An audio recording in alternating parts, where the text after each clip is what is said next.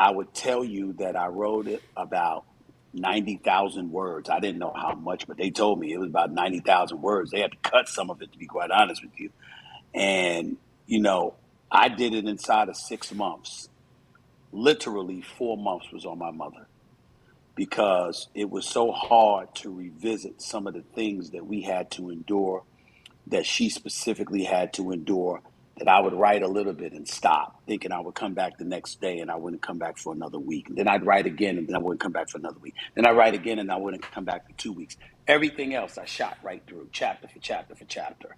But when it came to her and things that directly involved her, it brought back so many poignant memories that it was very, very difficult for me to just get through it.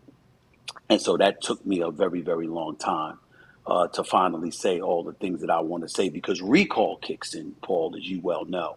And, you know, you start writing things and it was things you didn't even think about. And as you're sitting down and you're figuratively putting pen to paper because we're writing on a laptop or whatever, I'm sitting there like, yeah, and this happened. And then, oh my God, this happened. And I remember this happened and this happened and this happened.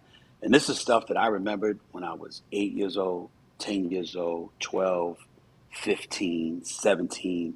And it was some very, very poignant memories, some that were very, very hard to revisit. And one of the things that I made sure to do was show it to my sisters.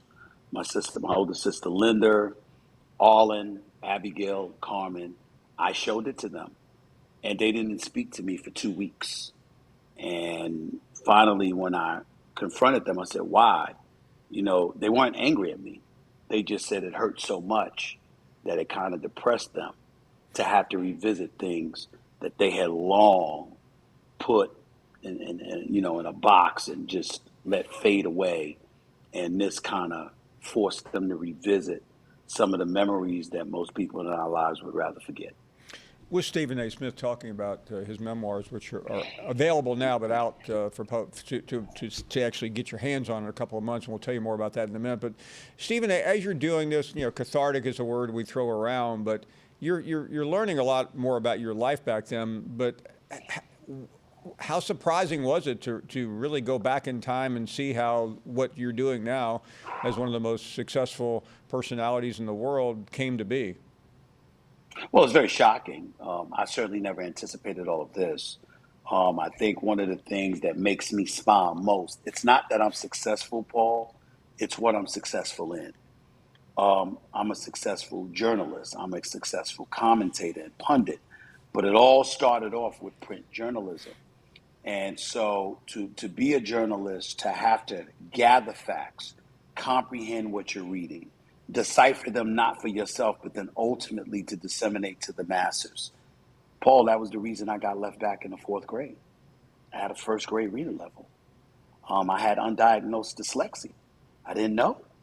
And so when you look at it from that perspective and to think that not only I excelled, it would be one thing if I made a name for myself and I was an athlete or I was an artist or something like that. That would have been great. And that would have been very, very beneficial for myself, my family, et cetera, et cetera. But to excel at the very thing that was literally a disability for me in elementary school is something that I just don't know how to put into words. I know that it made my mother proud. My mother, to her dying day, couldn't even, she paid no attention to sports. She used to say EPS and whatever that channel is. I don't know. That's what she used to say with a West Indian accent. She used to say EPSN. She didn't know it was ESPN because she did not uh, watch sports. But she knew that her baby boy was on TV and was doing things that they said that I wouldn't be able to do. And so that was something that made her incredibly, incredibly proud. And it made me proud to make her proud. We're chatting with Stephen A. Smith, and Stephen A. As obviously I haven't read it yet, but I know enough about you to understand what you were swimming through to get all this out. When you pivoted from that, you had a lot. Your career is a book in and of itself. Your Yeah, successes and your failures. yeah. Well, no question about it. And that's something that I talk about in the book as well. And I think the thing about it is I focused on accountability. You know, it's real easy to point the finger at everybody else, but I made sure to point the finger at myself primarily, to talk about the things that I did and the things that I should not have done and the things that nearly cost me. You know, how I rose, then fell even deeper into abyss, wondering whether I'd ever be able to get up, and then ultimately rising above the ashes and propelling myself to the heights that I propelled myself to. When I was ultimately let go by ESPN in 2009, I was a new father. My daughter Samantha was just born, and to be an African American, to understand the trials and tribulations and the challenges that you're going to face, that's one thing in and of itself that can appear to be very daunting. But to ultimately end up unemployed and have somebody else, another human being that you're responsible for other than yourself, then that became incredibly, incredibly scary. And so when you look at things from that standpoint and you're forced to have to think about somebody other than yourself, ultimately you can go one or two ways.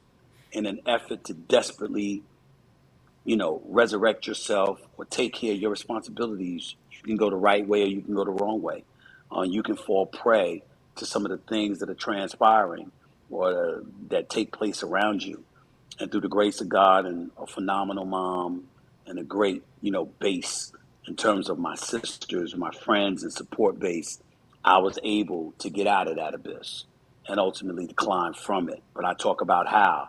I talk about some of the do's and don'ts. I talk about some of the challenges that I faced. I highlight some of the obstacles that literally stood in my way, most of which were self-inflicted, some that were not.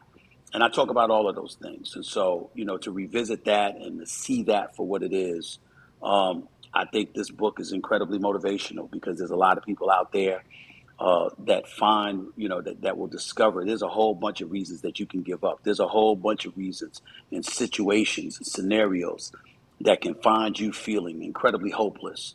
But there's always hope as long as there's breath in your body, and there's always a second chance. Thanks for watching ESPN on YouTube. For live streaming sports and premium content, subscribe to ESPN Plus.